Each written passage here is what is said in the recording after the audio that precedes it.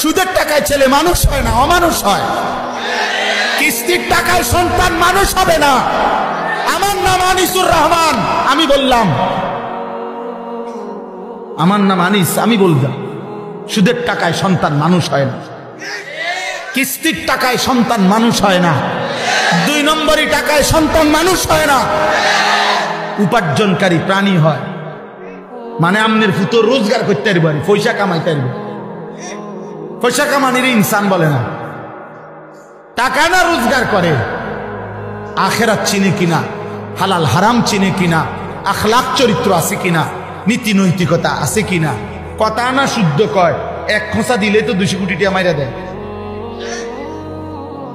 মানুষ, হ্যাঁ, 100 কোটি টাকা যদি রাষ্ট্রের সম্পদ চুরি করে লায়, তে মানুষ, তে শুদ্ধর বাস পেলে কি হবে?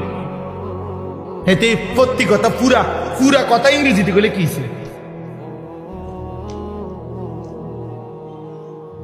বলেন? উপযুক্ত নারী যার পাশে বসা, খোলামেলা নারী, বেহায়া বেপর্দা নারী প্রতিনিয়ত যার সামনে বসা, এটা কি গুনাহ না? তো গুনাহ করলে, পাপ করলে সন্তান মানুষ হইল।